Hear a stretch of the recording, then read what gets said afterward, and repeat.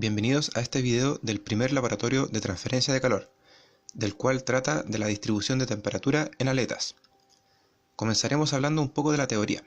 Las aletas se utilizan en ingeniería con el fin de aumentar la disipación de calor desde una superficie caliente mediante convección hacia el ambiente. Un ejemplo muy común de esto son los disipadores usados en los sistemas de enfriamiento de los computadores y notebooks. En superficies donde es sencillo cuantificar el área expuesta a convección, el flujo de calor por convección se define de la siguiente manera, siendo Q punto de convección igual a un H por un A, todo esto multiplicado por una diferencia de temperaturas, donde el Q punto de convección corresponde al calor total extraído de la superficie, H es el coeficiente de transferencia de calor por convección, el cual no es una propiedad intrínseca del fluido o del material en cuestión, más bien puede ser entendido como la razón de la transferencia de calor entre una superficie sólida y un fluido por unidad de área superficial, que depende de varias variables. T sub S es la temperatura de la superficie y T sub infinito es la temperatura del fluido. Uno de los factores más relevantes al momento de obtener el coeficiente de transferencia de calor por convección es el tipo de convección que se presenta en el problema. Esta la podemos clasificar en natural o forzada.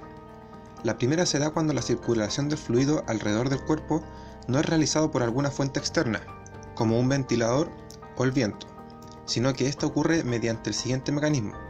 La superficie calienta el fluido que se encuentra directamente en contacto con él, por consiguiente la densidad de este disminuye localmente, ya que a presión constante la densidad es inversamente proporcional a la temperatura, provocando que éste suba y el aire más frío baje, generando de esta manera un flujo que extrae el calor del cuerpo. El segundo tipo de convección, la forzada, como su nombre lo indica, se da cuando el fluido no parte en reposo, sino que éste posee velocidad, generada por un agente externo, lo que incrementa la velocidad de disipación. Típicamente, o las temperaturas de la superficie a enfriar y la temperatura ambiente son conocidas, o bien el calor que desea disiparse desde la superficie caliente, pues estas variables quedan definidas por diseño. Si lo que se busca es aumentar el calor extraído en una superficie, lo que vendría siendo la disipación, y si analizamos la ecuación presentada anteriormente, tenemos dos opciones. La primera es aumentar la magnitud del coeficiente de transferencia de calor por convección, alterando las condiciones del fluido en contacto con la superficie. La segunda opción es aumentar el área superficial que está expuesta al fluido, lo cual normalmente, al ser una superficie plana con un diseño definido, tal vez no sea posible aumentar sus dimensiones. Por ejemplo, no es viable aumentar el tamaño de un motor exclusivamente para aumentar la disipación de calor. Por tanto, la solución que se adopta para aumentar el área de transferencia de calor sin sobredimensionar el diseño original de la pieza o conjunto es añadiendo aletas, las cuales ayudan a disipar el calor al extender el área de contacto con el medio circundante. El modelo matemático de aletas utilizado considera que no existe generación de calor interna.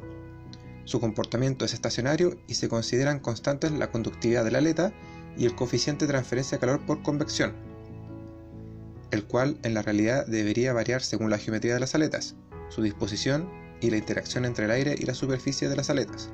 La ecuación que gobierna la aleta es la siguiente, la que resulta de la derivación de un balance de energía, como se vio en el video anterior, siendo A la raíz de H por P dividido en K por A, con H siendo el coeficiente de convección, P el perímetro de la aleta, K el coeficiente de conducción del material y A el área transversal de la aleta.